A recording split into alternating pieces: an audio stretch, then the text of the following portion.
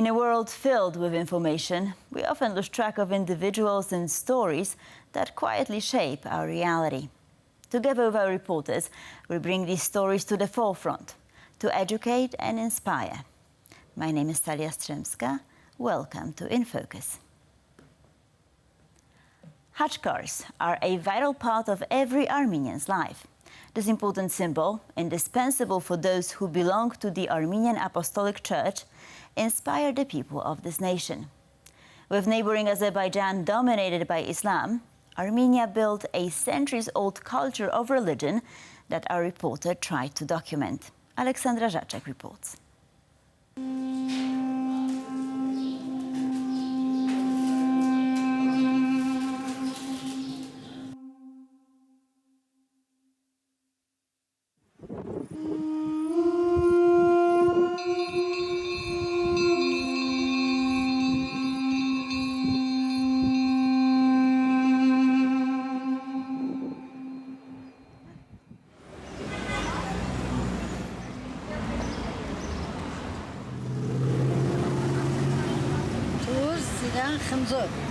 Limon. Mnie zawód Aleksandra Zarika.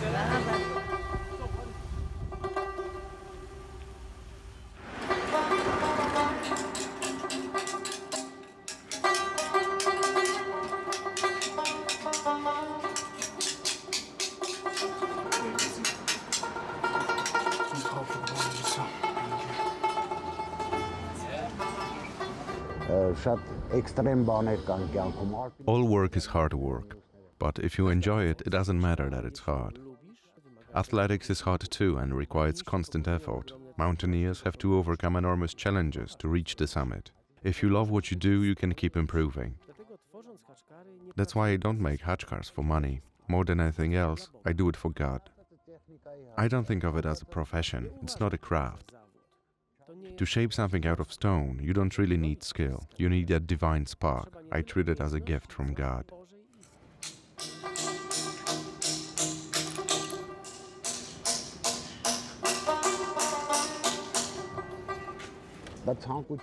I didn't know I would end up becoming an artist. It's not something I hoped to do when I was younger. Then war broke out in 1988. There was no food, no bread, nothing. That's when I started making Khachkars to support my family. That's how I got started. And it just goes to show that that's how it meant to be. This is the life that was given to me.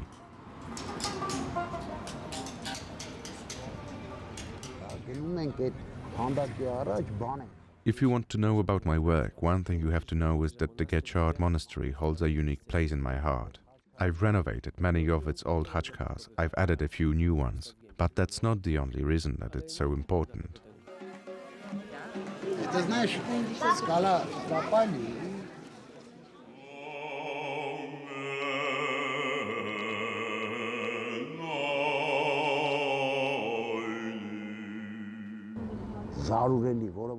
The monastery is home to a secret spring that's a pilgrimage site for faithful of different creeds.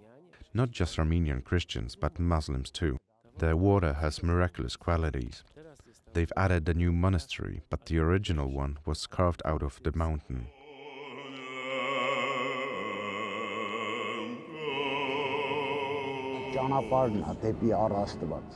This is a monolith stone. Sculptors like me spent years carving it from the inside out.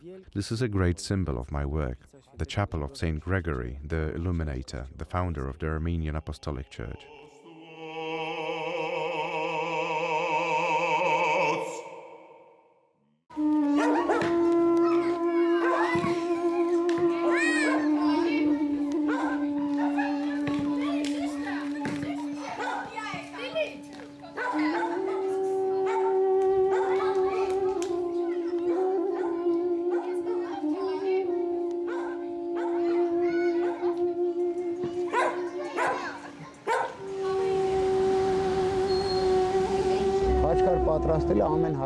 Khachkar are a central part of every Armenian's life.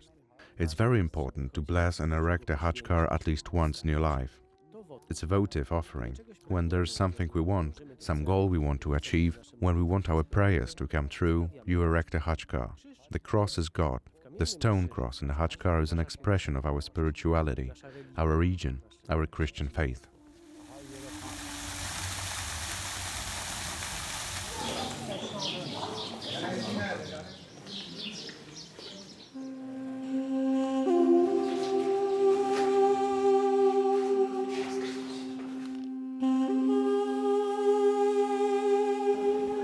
Every morning you can wake up and see behind you. For years I served at Chap Virab monastery, where I'd wake up every morning and see Mount Ararat.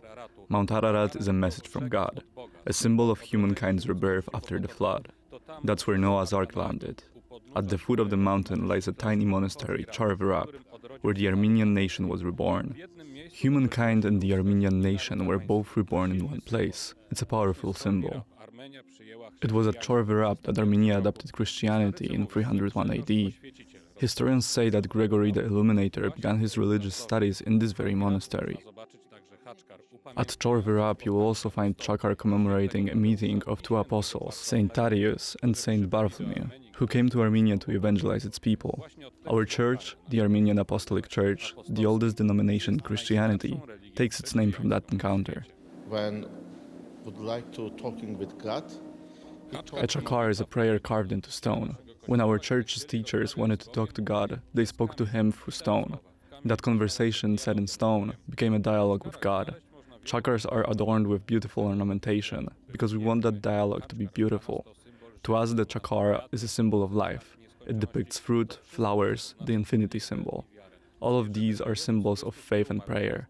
We believe that Jesus Christ didn't die, and that He remains among us. The cross is a symbol of life, not a symbol of suffering or death. It's a sign of the new life brought by Christ. don't die.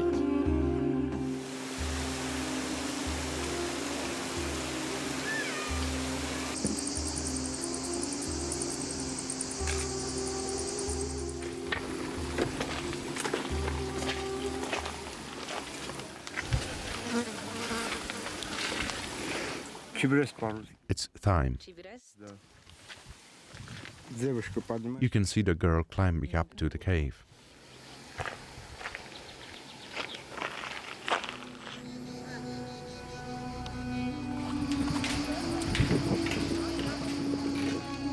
When we became Christian in 301, The Armenian Apostolic Church was founded in 301 AD, when Armenia adopted Christianity. That's why the church and the nation are one. But under communism, the faith was seriously hurt by atheism.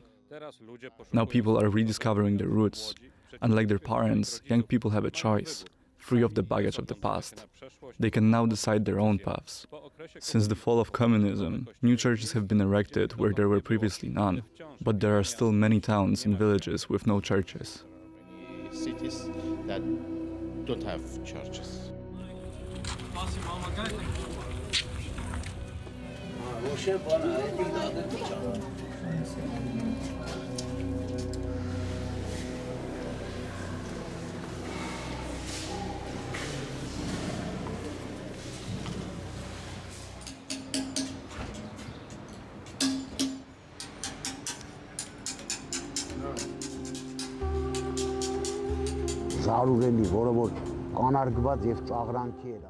What you need to understand about Khachkars is that Christ lives. There is a cross, but there is no depiction of the Christ crucified. That's because we believe that Christ didn't die. It's not a depiction of Christ's death on the cross. It's a depiction of His life, of the happiness that is Christ. We remember the living, not the dead. We don't depict suffering. Khachkars are an image of a living cross, not a suffering cross. The Khachkar is sacred. When we pray for something, we bring it to Khachkar, not to a crucified Christ. We don't speak to the dead, we speak to the Christ who lives. Khachkars depict Christ's victory over death. So we look at the Khachkar and we remind our path to faith, to the light. We bring our prayers to the Khachkar. The living Christ hears our prayers, not the crucified Christ. Only a living God can answer our prayers. Only one whose blood isn't visible. A suffering Christ won't hear our prayers. Only a living Christ will hear our prayers.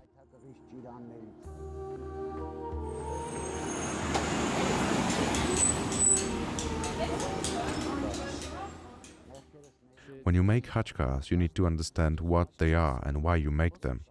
Anyone who doesn't understand that shouldn't make them. The people in Kielce in Poland had an enormous respect for this work. They understood it.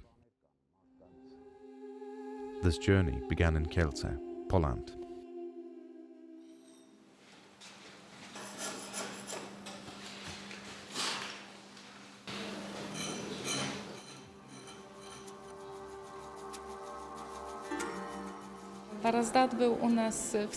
Varazdat visited us in January, midway through the project. He saw a Khachkar being made by a 19-year-old girl and other pieces, and they struck him as authentic. He understood that they were genuinely interested in it.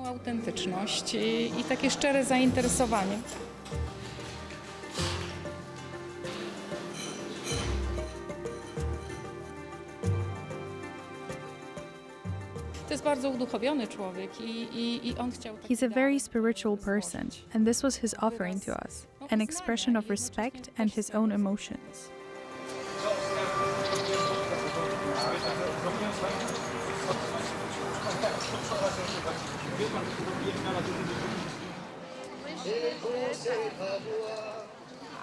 Tak, jest dobrze?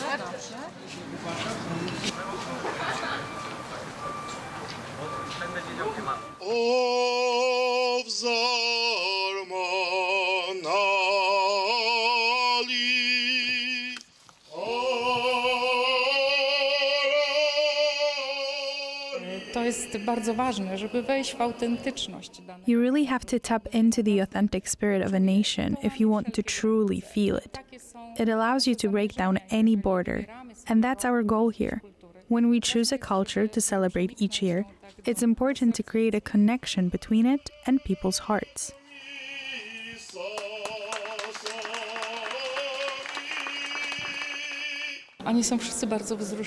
They were all very moved to see how much we've accomplished in 1 year.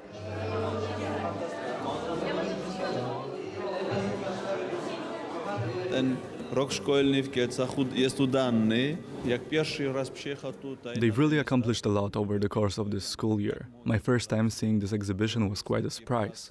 How did Poles manage to create such works of art celebrating Armenia? And then I understood that it was inevitable.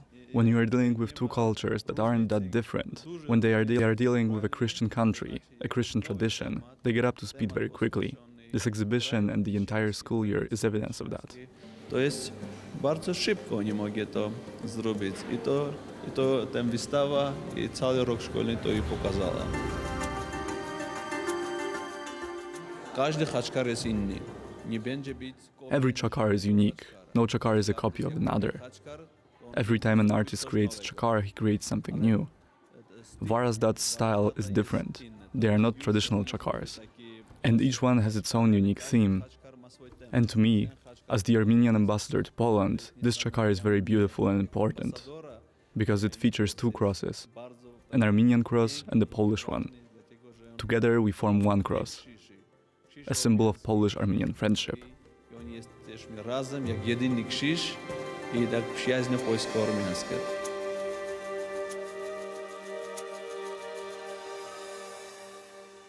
Artificial intelligence continues to influence various branches of life. Politics is no different. Some see it as a natural way forward. However, this technological leap also raises concerns about ethics and authenticity. Here's more. Businessman Steve Endicott is among the many candidates vying for a seat in the July 4th general election in Britain to become a Member of Parliament.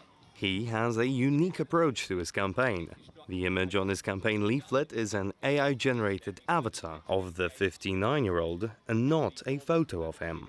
What we're doing is create an MP that can be talked to 24/7, 365 days a year. It records everything that's said, it discusses policies with you, and then it feeds back to me, a human being, to say this is what policies people want. And when I go to Parliament, I have to vote every single time what my constituents say. Standing beside a life-sized cutout of AI Steve, Mr. Endicott used a mobile phone to engage curious passerbys outside the historic Brighton Pier in southern England, urging them to try the technology. Hi, I'm AI Steve, standing to be MP for Brighton and Hove. I'd love to know what policies you'd like me to adopt and what you think needs to change. It's incorporating AI, which is apparently the future, but also AI and politicians, I guess, have the one thing in common is they can't be trusted, either one of them. So it's interesting to use the technology, but we also need trust and transparency, and I don't know if that's going to necessarily be built through AI. Can I talk about AI, Steve, with you? Mr. Endicott remains very optimistic about the prospects of his campaign. I think Britain will be a better place. Having politicians controlled and influence and direct contact with all their voters would mean we have better policies and policies for the people, by the people. That is exactly our aim. Critics point out that an MP must be adept at public speaking. Lawmakers have to make a case on behalf of their constituents in Parliament, something that an AI lawmaker cannot do. So I think an AI is only a small part of what makes a good MP or a bad MP. So I would suggest perhaps it's a bit of a gimmick. Britain has been deeply divided in the run-up to and ever since Brexit, with public trust and confidence in government being at record lows. The digital space is where disinformation can spread very easily. Now what the UK is leading on is a government-led process, a government-led agreement to tackle the threat from AI from foreign. While artificial intelligence technology has been in use for decades, the rapid growth of the industry in the past 2 years has thrust it into the mainstream. This has led many influential world figures, regardless of political affiliations, advocating for tighter oversight. To recognise that threat, particularly in the AI space. This is not about the internal politics of each individual and nation states. That's rightly a matter for nation states. The World Economic Forum releases its Global Risks Report for each year, outlining the threats the globe will have to respond to. Misinformation and disinformation are the #1 risk to major elections in the next 2 years. The potential impact on elections worldwide over the next 2 years is significant, and that could lead to elected governments' legitimacy being put in question. And this, in turn, could, of course, threaten democratic processes, lead to further social polarization, riots, strikes, or even intrastate violence. Voters in the US, particularly those living in the swing states, are accustomed to political phone calls. This area will also be transformed in the near future. And one day soon, when you pick up the phone on a political phone call, instead of hearing a live human phone banker on the other end of the line, you will hear Ashley introduce herself as an artificial intelligence campaign volunteer and ask you whether or not you're familiar with someone's campaign. I'm Khachkar. The potential for AI to enhance policymaking through data-driven insights is immense. To harness the benefits while mitigating its risks, societies must engage in dialogue, balancing innovation with caution. It is crucial to ensure that the integration of AI in politics serves the public good and upholds democratic values. Having a hobby is great, but sharing this hobby with others is even better. Patryk Nachyla is a classic cars aficionado. A few years ago, he began organizing a small car meet in his hometown. Over the years, it became a must for both Polish car enthusiasts and the local community. Take a look.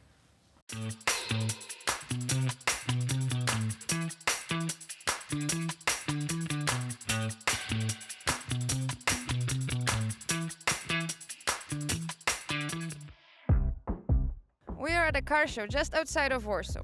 Car lovers and collectors gathered here today with their lowriders, old Chevys, and even little Polish Fiats. Let's talk to Patryk Nachyla, the man behind the event. Cars have been my hobby ever since I was a kid. I took after my dad, who was interested in cars, especially the classics, his whole life. When I was 15, I started to get into it as well. My passion is not just theoretical, as you can see. I've been organizing this car meet since 2017. We're holding it in Nowa Iwiczna because this is where I grew up. I have lived here my whole life and it's my favorite place on earth. In 2019, Patryk received an award from the local government for excellence in the field of culture in recognition of his contribution to the Mazovia region. I collect cars. I own 2 little Fiats, one Fiat Seicento, but I also have Japanese cars like Toyota Celica and my private Toyota Corolla. So yeah, I have a few. I couldn't pick a favorite. I love them all. The little Fiat is a small car, but on the upside, I get to fit more of them in my garage. It used to be a very impractical vehicle, but we all know you could pack a lot of people in there if needed. My dad drove a little Fiat like this to the North Cape. 4 people fit inside without any issues. Today, we'd see that as quite the struggle, but back then, people would make do with whatever they had. This particular little Fiat is slightly tuned up for more power. It looks a little different and is geared for racing. But I also have a base model in my collection, just a plain old little Fiat. I cannot fit inside anymore though, because the headlining is still there and I'm just too tall. This one here, it had the headlining removed so I can fit inside. But little Fiats are not exactly known for being roomy. The little Fiat was my first car. I was quite small when my dad bought one of these for our family. I grew up seeing it in our garage. I didn't sit behind the wheel until I learned how to drive, but I was able to care for it, wipe the dust off it, and so that's when the love started. Patryk was not the only one to arrive at the car meet in a vehicle manufactured by FSO, the iconic car maker in Warsaw, which before 1989 used to make original Polish designs. Those who grew up in the 1980s and 90s still remember them fondly. I arrived in what's called the Big Fiat. It's the 125p model made in Poland in 1987. Why the Big Fiat? I was raised on cars like these. When I was a kid, there were no other options really besides big Fiats, little Fiats or a Polonaise. My parents had a Polonaise. I was raised with that thing. I learned the basics of car mechanics on a Polonaise and learned how to drive in a Polonaise. And it stayed with me. Today, I own a big Fiat, which is really just a joy. I take it to car meets, people walk up to me, and everyone has similar stories because there used to be at least one big Fiat in every family. Someone has a story of driving into Bulgaria for vacation, someone else traveled half of Europe in their Fiat. For many, it was their very first car. It's really nice. It's great that there are still so many aficionados of these old cars out here, especially since the FSO factory no longer exists, and we know they're the last of their kind. All we have left is to enjoy the relics of a time gone by. Tyle. Po prostu to się ma. Even though old Polish Fiats dominate the Nowa i Wieczna car meet for sentimental reasons, we still managed to meet a fan of the original Italian design. Yes, I do have a Fiat 500, born in 1973 in Italy, of course.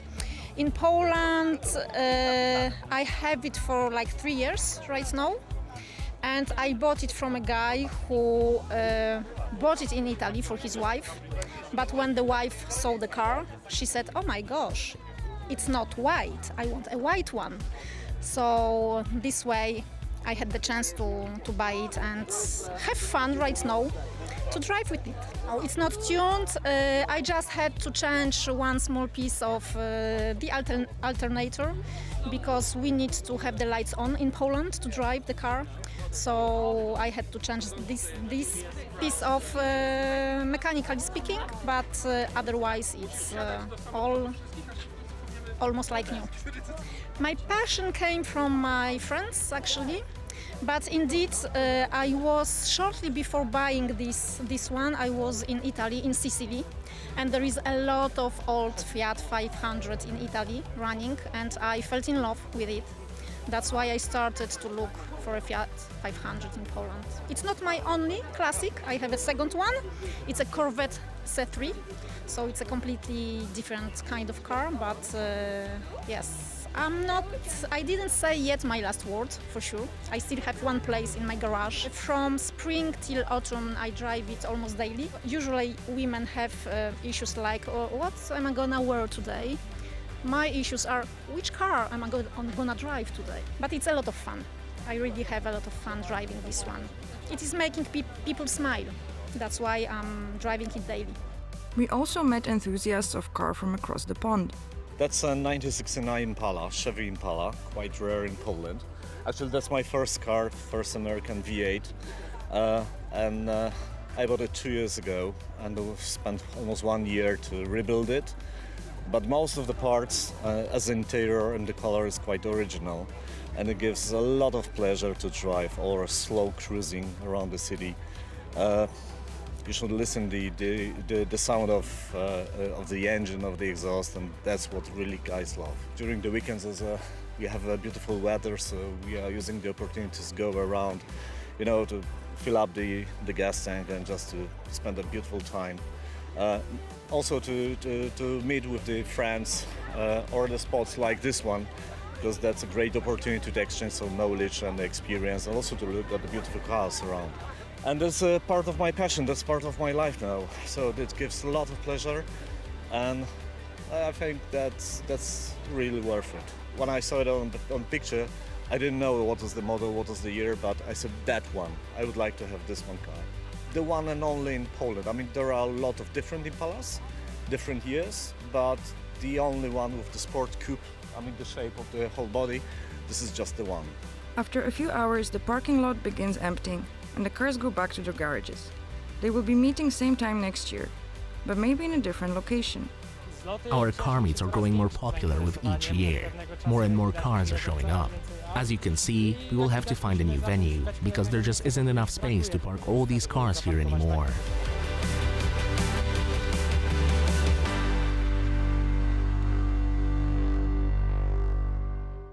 And that concludes this episode of InFocus. Thank you for being with us, and see you next week.